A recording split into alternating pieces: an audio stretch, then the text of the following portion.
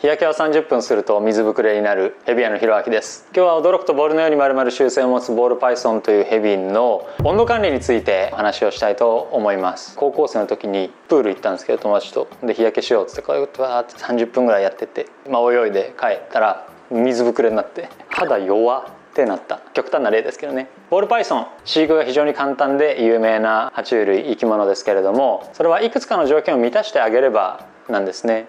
そのうちの最大の条件の一つに温度湿度があります。この温度湿度を適正にしてあげて週に一度餌をあげれば非常に簡単に飼育することができるということで有名です。これからボールパイソンを飼ってみたいな、あるいはこの春とかね冬とかにボールパイソンをお迎えした、その上で初めての夏を迎える、どういうふうに管理していけばいいかな、何に気をつけたらいいのかなというボールパイソン初心者のあなたに向けて今日はお話をしたいなと思います。基本的には温度っていうのは加温保温してあげる必要があります。日本はね、暑い時で言えば35度6度7度、熊谷が40度になったみたいなニュースを聞いたりもしますけれども、基本的に室内っていうのは25度とかもう少し低い温度で人間が生活をしていると思いますので、少し温めてあげる必要があります。そういう時にこういうねヒーターを使って温めてあげると、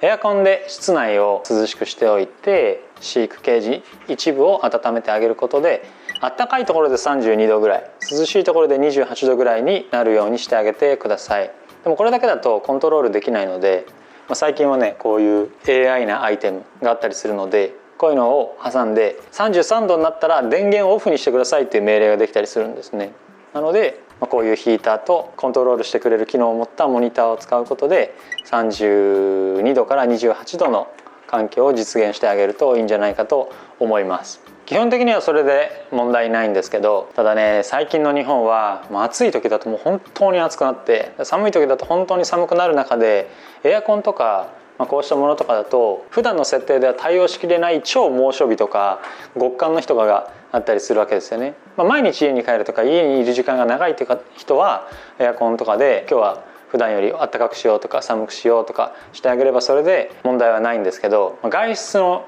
タイミングが長いとか、あるいは夏に割と長期の出張が入っちゃったとか、やむにやまれぬ事情で1週間とか家を空けるっていう時に、それが8月とか1月とかすごい暑い日すごい寒い日なるかもしれないっていう危険不安がある場合があるじゃないですか。あるいは家の作りがね最新の豊洲のタワマンみたいな感じで超高気密ってわけじゃなくて、もう外の気温に割と左右されがちでエアコン一つでの管理は心もとないっていう場合は保険としてこういう商品もあったりします。これはインキュベーターって言って、本来は卵を一定の温度湿度で管理するために作られたものなんですけど、この中で生き物を飼うこともできて、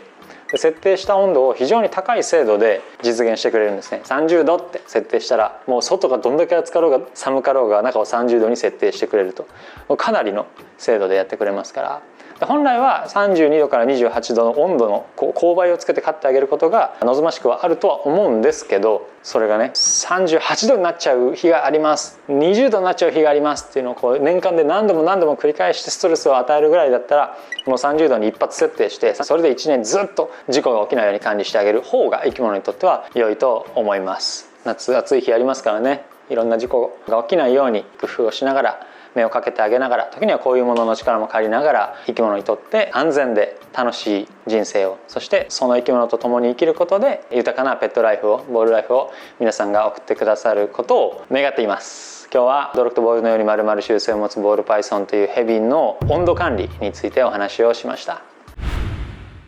当店の販売しているヘビ覗いてみたい方は概要欄にあるホームページからご覧ください。飼育やご購入についてご質問がある方は公式 LINE からお問い合わせをお待ちしています。国産の自家繁殖ラットの定期発送サービスも行っております。概要欄にあるラット専用公式 LINE からお申し込みください。ただいま期間限定で毎月12名の方に送料だけで10匹のお試しサービスを行っております。ご希望の方はラット公式 LINE からお試しラット希望とメッセージをください。